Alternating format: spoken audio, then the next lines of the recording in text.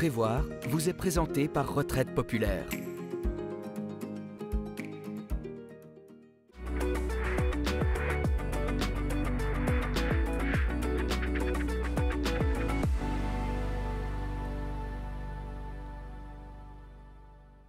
Bonjour à tous et bienvenue pour ce nouveau numéro de Prévoir. Aujourd'hui, nous parlons de prêt hypothécaire. Comment faut-il agir lorsque l'on veut devenir propriétaire de sa maison ou de son appartement? Pour répondre à cette question, aujourd'hui, nous avons une experte. Il s'agit de vous, Sandrine Duvoisin. Bonjour. Bonjour Mélanie. Première question, quels sont les fonds propres, donc en gros le cash qu'il faut posséder si on veut acquérir son logement?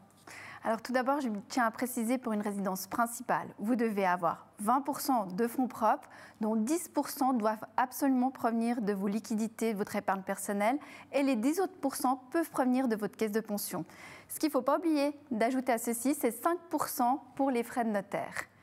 Et puis, une chose aussi peut-être importante, aujourd'hui, les taux sont historiquement très bas, et c'est pour cette raison que la majorité des clients choisissent un modèle à taux fixe qui sur une longue durée, ce qui va leur permettre de fixer un budget. Plus de stabilité et de sécurité, hein, c'est exact. Ça. Ensuite, si on veut rembourser, quelles possibilités il existe pour rembourser son prêt hypothécaire? Aujourd'hui, vous avez deux possibilités, Mélanie, l'amortissement direct et l'amortissement indirect.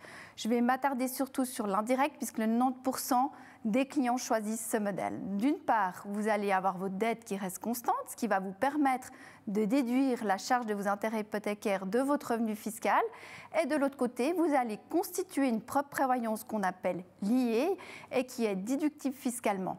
Cette prévoyance, vous pouvez la faire sous forme d'une assurance et vous pourrez inclure des rentes de décès et d'incapacité de gain, ce qui en fait va vous permettre, en cas de coup dur, de pouvoir garder votre maison.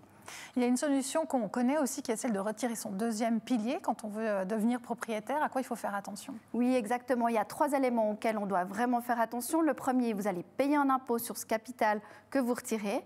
Le deuxième élément, c'est que certainement vos rentes d'incapacité de gain et de décès vont diminuer, mais ceci est bien entendu à vérifier auprès de votre caisse de pension.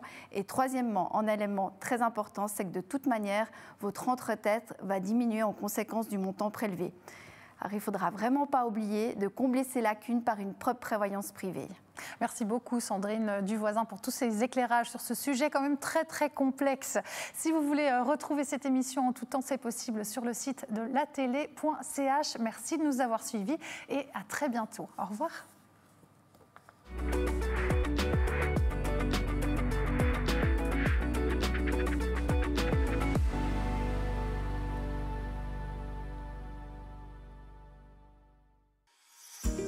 Prévoir vous a été présenté par Retraite Populaire.